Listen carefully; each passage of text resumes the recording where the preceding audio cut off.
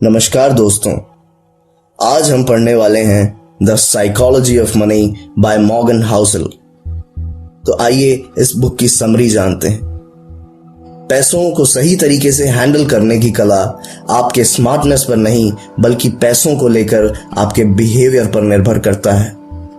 कभी कभी एक जीनियस भी पैसों को गंवा देता है, वहीं कभी कभी एक ऑर्डिनरी इंसान भी पैसों से वेल्दी बन सकता है। साइकोलॉजी ऑफ मनी को समझने के लिए पहले एक कहानी के माध्यम से इसके सार को समझने की कोशिश करेंगे। कहानी कुछ इस प्रकार है। बुक के ऑथर एक होटल में काम करते थे जहां एक टेक्नोलॉजी एग्जीक्यूटिव फ्रीक्वेंटली आता था। वह एक जीनियस था जिसने यंग एज में बहुत सी कंपनीज बनाई थी। उसे अगर बेच भी थे, उसके पास बहुत पैसे थे, लेकिन उसका अपने पैसों के साथ रिलेशनशिप बहुत ही स्टूपिड था। वह हर समय अपने साथ नोटों की गड्डियां लेकर घूमता था, फिर बिना शराब पिए और शराब पीकर अपने अमीर होने का शो ऑफ करता था। एक बार तो उसने हद ही कर दी जब उसने अपने दोस्त को बहुत से पैसों की गड्डियां देकर कहा उसे गोल्ड कॉइन में कन्वर्ट करवाने के लिए।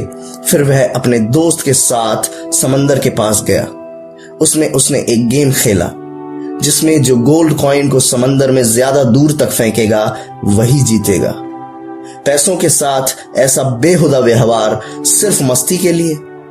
अब आप सोच सकते हैं कि उसका यह बिहेवियर कितने समय तक चला होगा। ज्यादा लंबा नहीं। ऑथर बताते हैं कि उन्हें कुछ सालों बाद पता चला कि वे बैंकरप्ट हो गए।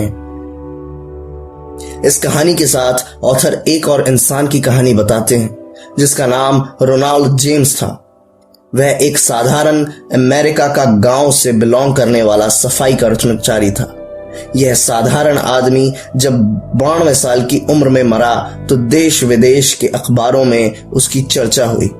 चर्चा इसलिए हुई क्योंकि मरने के समय उसकी नेटवर्थ रुपए 58 करोड़ रुपए थी, जिसमें से उसने 15 करोड़ रुपए अपने सौतेले बच्चों को और वही 43 करोड़ चैरिटी में दे दिए। अब एक साधारण अमेरिका से के गांव से बिलोंग करने वाले सफाई कर्मचारी के पास इतने पैसे कहां से आए? जब इसका पता लगाया गया तो पता चला कि उसकी कोई लॉटरी नहीं लगी थी, वह तो एक साधारण जीवन जीता था। इंटरेस्टिंग ना? जितने पैसे बचा सकता था उसने ब्लू चिप कंपनी के स्टॉक में लगाकर भूल जाता था। फिर कई दशकों बाद कंपाउंडिंग की पावर ने उसकी छोटी छोटी इन्वेस्टमेंट को इतना बड़ा नेटवर्क बना दिया कि ऑथर टेक्नोलॉजी एग्जीक्यूटिव और सफाई कर्मचारी को कंपेयर करते हुए बताते हैं कैसे जीवन में बहुत सारा पैसा कमाना और फिर उसे बनाए रखने के लिए किसी टेक्निकल नॉलेज की जरूरत नहीं है। आपके पास आपके पैसे कैसे बिहेव करते हैं इसकी जरूरत है। पैसे कमाने की कला एक सॉफ्ट स्किल है। कोई भी इंसान सीख कर फाइनेंशियल सक्सेस पा सकता है। एक टेक्नोलॉजी एग्जीक्यूटिव जीनियस होने के बावजूद बैंकरप्ट हो जाता है, वहीं दूसरा तरफ एक सफाई कर्मचारी ज्यादा पढ़ा लिखा ना होने के बावजूद भी करोड़पति बन जाता है। The psychology of money, no one cry. Author example देते हैं लॉटरी टिकट का। अमेरिकन जनता movies, video games, music, sporting events और बुक्स के कंबाइन अमाउंट से ज्यादा लॉटरी टिकट खरीदने में खर्च करते हैं। आपको यह जानकर हैरानी होगी कि ज्यादातर लॉटरी टिकट कौन खरीदता है? ना अमीर, ना मिडिल क्लास, बस गरीब लोग। वह गरीब लोग जो इतने गरीब हैं जिन्हें अगर इमरजेंसी हो जाए तो 30 से 35 हजार अरेंज नहीं कर सकते। ऐसे गरीब लोग वहां पर सालाना 30 से 35 हजार रुपए की लॉटरी टिकट लेते हैं। What is financial sense does it make? ऐसा क्या फाइनेंशियल सेंस लॉटरी टिकट खरीदने का बनता है? वह पैसा जो इमरजेंसी के समय उनके काम आ सकता है, उससे वह लॉटरी टिकट खरीद लेते हैं। क्या यह फाइनेंशियल डिसीजन आपको सही लगता है? आप शायद कहेंगे नहीं, यह क्रेजीनेस है। लेकिन जो हम आपको क्रेजी लगता है वह गरीब आदमी के लिए रेशनल और वाइज डिसीजन है। कैसे, उसके लिए ऑथर गरीब आदमी की सोच के बारे में बताते हैं। गरीब आदमी जो लॉटरी खरीदता है वह कहता है हम लोग जो महीने में कमाते हैं उससे ज्यादा खर्च हो जाता है, सेविंग्स की तो कोई पॉसिबिलिटीज होती ही नहीं है। बहुत ज्यादा सैलरी, वोकेशंस, बड़ी गाड़ी, बड़ा घर, ये सब हमसे बहुत दूर हैं।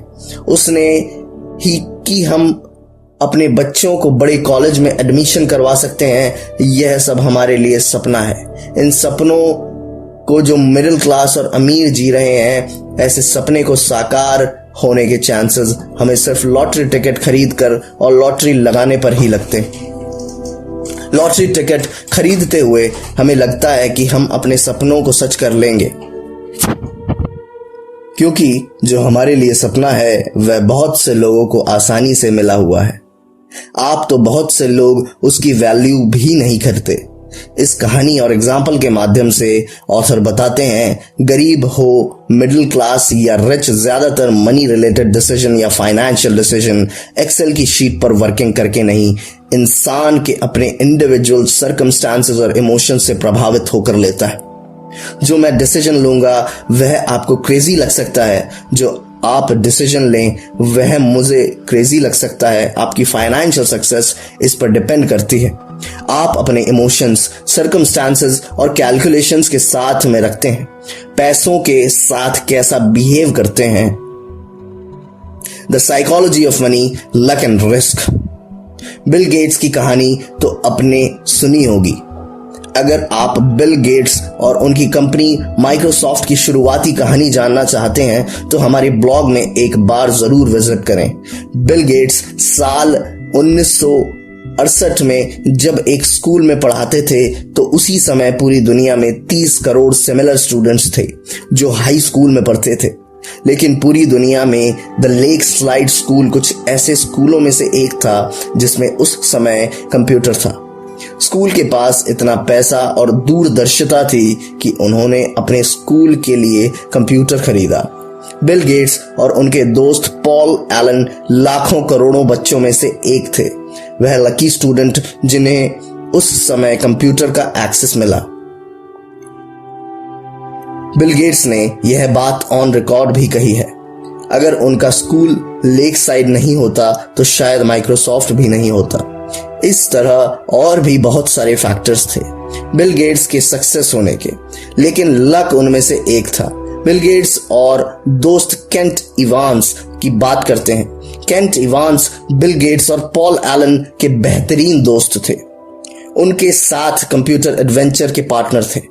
बिल गेट्स का कहना है अगर केंट इवांस ने स्कूल खत्म किया होता तो वह निश्चित माइक्रोसॉफ्ट में फाउंडिंग पार्टनर होते, लेकिन केंट इवांस ने स्कूल खत्म ही नहीं किया। केंट इवांस स्कूल्स में ही एक माउंटेनियरिंग एक्सीडेंट के दौरान मारे गए। उन्होंने वे रिस्क फेस किए जो लाखों करोड़ों में से एक को फेस करना पड़ता है। माउंटेनियरिंग में लाख लोग जाते हैं लेकिन मरता लाखों में से कोई एक ही है। ऑथर लक और रिस्क का कंसेप्ट इस एक एग्जाम्पल से सिखाते हैं। बिल गेट्स और केंट इवांस बिल्कुल एक जैसी कैपेबिलिटीज रखते थे। जहां बिल गेट्स लाखों करोड़ों में से एक बने जिन्होंने हद से ज्यादा सफलता प्राप्त की, जिसे लक भी कहा जा सकता है, वहीं केंट इवांस लाखों लोगों में से एक इंसान बने जिन्होंने लक का बिल्कुल ऑपोजिट रिस्क को फेस करना पड़ा। जहां शुरुआत एक साथ हुई वहीं लक और रिस्क के कारण डायरेक्शन और फाइनेंशियल आउटकम्स बिल्कुल ऑपोजिट हो गए। यहां कहानी का यह मतलब नहीं कि बिल गेट्स की अपार सफलता के पीछे सिर्फ किस्मत थी। किस्मत के अलावा और भी बहुत फैक्टर्स हैं, लेकिन यह कहना उचित नहीं होगा। आपके एफर्ट्स अलावा भी बहुत से फैक्टर्स होते हैं जो कि डिटरमाइन करते हैं कि आउटकम क्या होगा, जो आपको कंट्रोल में नहीं भी होते हैं। आपको सिर्फ इस बात पर विश्वास रखना है कि अगर आप फाइनेंशियली बहुत सफल हो जाओ तो मत मान बैठो अपने जो डिसीजन लिए हैं वह सब सही रहे। तभी आप सफल हुए, आगे भी वैसा ही होगा। अगर आप फाइनेंशियल फेलियर का सामना करें तो यह मत मान लें जो आपने डिसीजन लिए सब गलत थे, इसीलिए आप असफल हुए। सफल होते समय भी आपके डिसीजन हार्डवर्क के साथ बहुत सारे फैक्टर्स थे, जो आपके असफल होने पर भी आपके डिसीजन हार्डवर्क के अलावा और बहुत सारे फैक्टर्स थे। सफल होने पर भी कॉन्शियसली आगे बढ़ते रहें, रुकिए नहीं, ये सबसे बड़ी बात है। असफल होने पर भी सिचुएशंस और सर्कमस्टांसेस के पीछे छोड़कर आगे बढ़ते चलें, जब तक सभी फैक्टर्स आपके फेवर में ना आकर आपको सफलता ना दिला दें। Never enough when rich people do crazy things. Money से रिलेटेड तीसरी सॉफ्ट स्किल को बताने के लिए ऑथर रजत गुप्ता का एग्जाम्पल देते हैं, जिनका जन्म कोलकाता में हुआ, जो एक अनाथ थे। ऐसे सर्कमस्टांसेस में रहने के बावजूद 40 साल की उम्र में रजत गुप्ता दुनिया के सबसे प्रेस्टिजियस कंसल्टिंग फर्म मैकेंसी के सीईओ बने। इसके अलावा भी बहुत सारे इन्फ्लुएंशियल रोल में भी वही रहे। साल 2008 में उनकी नेटवर्थ करीब $100 मिलियन थी। आप सोच सकते हैं कितना पैसा है ये। उतना पैसा उन्होंने इकट्ठा कर लिया कि अगर इतने पैसों में बैंक में रखकर उसकी इंटरेस्ट इनकम भी आए तो रुपए 50 लाख प्रति घंटे बिना कुछ किए कमाए जा सकते हैं, वो भी 24 घंटे हर रोज। कितना बड़ा अमाउंट है दोस्तों, आप सोच के दे सकते हैं। लेकिन यह भी उनके लिए काफी नहीं था। वह करोड़पति से बहुत ही डेस्परेटली अरबपति बनना चाहते थे। उस समय वह गोल्डमैन सैक्स, जो दुनिया के बड़े इन्वेस्टमेंट बैंकिंग कंपनी है, उसके बोर्ड ऑफ डायरेक्टर में शामिल हुए। अपने अरबपति बनने के डेस्परेशन में इतनी वेल्थ होने के बावजूद भी उन्होंने सैटिस्फैक्शन ना होने के कारण ऐसा काम किया जिसने उनकी इतने सालों की रेपुटेशन को मिट्टी में मिला दिया। उन्हें इनसाइडर ट्रेडिंग के गुनाह के लिए दोषी पाया गया। दोषी करार होने के बाद उनको जेल जाना पड़ा। इनसाइडर ट्रेडिंग, जिसका मतलब था ऐसी इंफॉर्मेशन जो उन्हें बोर्ड मार्केटिंग से मिलती थी, जो कॉन्फिडेंशियल होती थी, उससे उन्होंने अपने फाइनेंशियल गेन के लिए बचा और बेच दिया। ऑथर रजत गुप्ता के एग्जाम्पल के साथ बताते हैं, ऐसे बहुत सारे लोगों के साथ यह प्रॉब्लम होती है। एक फाइनेंशियल गोल अचीव करने के बाद वह दूसरा फाइनेंशियल गोल अचीव करना चाहते हैं। लखपति से करोड़पति और फिर अरबपति, कुछ भी उनके लिए एनफ नहीं होता। यह एनफ शब्द बहुत मायने रखता है। यह बताता है कि इसको इंसान को फाइनेंशियली एक गोल पोस्ट बनाना चाहिए, ऐसा गोल पोस्ट जिसमें आपकी सभी नीड्स और रीजनेबल वांट्स पूरी हो सकें। इसके बाद सब लालच है जो आपका पीस ऑफ माइंड खराब कर सकता है। तो सबसे जरूरी फाइनेंशियल स्किल है कि आप एनफ की डेफिनेशन जरूर बनाएं, उसके बाद रुक जाएं। पैसे से ज्यादा अपने परिवार और अपने सुख शांति को ज्यादा महत्व दें। सोशल कंपैरिजन एक स्किल अटेन करने में सबसे ज्यादा प्रॉब्लम क्रिएट करता है। उसके पास BMW है, मेरे पास भी होनी चाहिए। ऐसी सोच को छोड़ना बहुत जरूरी है। इसे इंपॉर्टेंट स्किल सीखने के लिए कहा जाता है। तो अपने लिए क्लियर एनफ की डेफिनेशन बनाना, उस फाइनेंशियल स्टेट्स को अचीव करने के लिए डायरेक्शन में काम करना पड़ेगा, फिर तो रुक जाना बहुत इंपॉर्टेंट फाइनेंशियल स्किल है। The psychology of money compounding. Warren Buffett ने इतना मैसिव वेल्थ कैसे बनाया, उसके ऊपर लगभग 2000 किताबें लिखी जा चुकी हैं। अगर उन सब किताबों की समरी देखें तो एक लाइन में कंक्लूड किया जा सकता है। वह एक लाइन है, this guy has been investing consistently for 3/4 of century. Warren Buffett stock में तब से इन्वेस्ट कर रहे हैं जब से वह बच्चे थे। आपको यह जानकर हैरानी होगी, उनकी $86.5 बिलियन की नेटवर्थ है, जिसमें से उन्होंने $81.5 बिलियन की नेटवर्थ अपने रिटायरमेंट एज मतलब 60 साल के बाद इकट्ठी की है। नो डाउट वॉरेन बफे एक फिनोमिनल इन्वेस्टर है, लेकिन सबसे जरूरी बात यह है कि वह 75 साल से कंसिस्टेंटली इन्वेस्ट कर रहे हैं। जितना इम्पोर्टेंस उनकी स्किल को देना चाहिए उतना या उससे ज्यादा इम्पोर्टेंस टाइम को देना चाहिए। ऑथर एक एग्जाम्पल देते हैं जिसमें वे कंपेयर करते हैं वॉरेन बुफे को एक साधारण इंसान से। वॉरेन बुफे ने 10 साल की उम्र में इन्वेस्ट करना शुरू कर दिया था।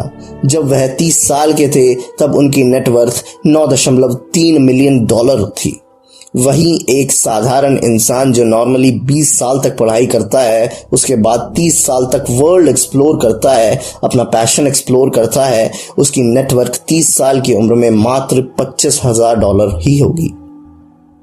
Isn't that interesting? क्योंकि उसने अपनी सेविंग और इन्वेस्टमेंट शुरू ही नहीं की।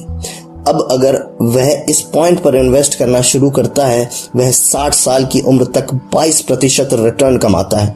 वह साधारण इंसान है तो 60 साल की उम्र में रिटायरमेंट से लेता है, फिर इन्वेस्टिंग बंद कर देता है, तो प्रेजेंट टाइम में उसकी नेटवर्थ 11.9 मिलियन डॉलर होगी। वहीं वॉरेन बुफे की नेटवर्थ 86.5 मिलियन डॉलर है।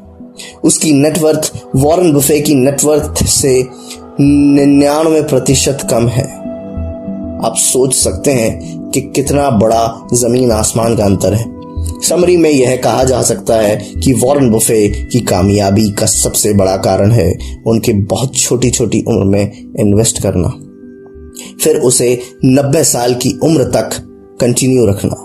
उन्होंने 75 साल तक कंसिस्टेंटली इन्वेस्टमेंट की और फिर उसे होल्ड करके रखा या उसे री इन्वेस्ट किया। उस समय ने कंपाउंडिंग के एक्सपोनेंशियल रिजल्ट उन्हें दिखाए। Understanding the value of compounding is one of the most financial skill. The psychology of money, getting wealthy versus staying healthy. Author कहते हैं कि अमीर बनना एक बार के लिए फिर भी आसान है, लेकिन हम अमीर बने रहना इतना आसान नहीं है। शायद यही कारण है कि ज्यादातर बिजनेस स्टार्ट होने के कुछ साल बाद ही फेल हो जाते हैं। बहुत सारे सेलिब्रिटीज एक एग्जाम्पल हैं। एक बहुत अच्छा फाइनेंशियल स्टेटस अचीव करने के बाद भी ब्रोक हो गए। बिजनेस, करियर और इन्वेस्टिंग सब में सफलता पाने के लिए सबसे ज्यादा जरूरी है लंबे समय तक सरवाइव करना। यह फाइनेंशियल स्किल भी वॉरेन बुफे के एग्जाम्पल को समझा सकती है। वॉरेन बुफे के साथ साथ उनके जैसे और उनके बहुत सारे इन्वेस्टर्स रहे होंगे, फिर भी वॉरेन बुफे जैसी नेटवर्थ और किसी की क्यों नहीं हुई। ऐसा इसीलिए है क्योंकि उन्होंने एक लंबे समय तक सरवाइव किया, अपनी वेल्थ को धीरे धीरे करके बढ़ाया, इसे कम नहीं होने दिया। उन्होंने अपने 75 साल के इन्वेस्टिंग पीरियड में करीब 14 रिसेशन देखे, लेकिन वह पैनिक नहीं हुए, अपने आप को बर्नआउट नहीं होने दिया, चाहे उसके लिए उन्हें कितने ही ल्यूक्रेटिव डील छोड़नी पड़ी। रजत गुप्ता की तरह अपनी रेपुटेशन कभी स्टेक पर नहीं लगाई। उनकी सबसे बड़ी बिजनेस स्ट्रैटेजी ये रही, वह उनका अपना और अपनी वेल्थ का सर्वाइवल ही था। बस इसी सर्वाइवल ने उन्हें समझा दिया जो दूसरे लोगों को नहीं मिला। उसी समय ने अपना जादू दिखाया, फिर कंपाउंडिंग नामक फॉर्मूला उनसे नेटवर्थ इतनी जबरदस्त हो गई। थैंक यू सो मच दोस्तों, मेरी इस हिंदी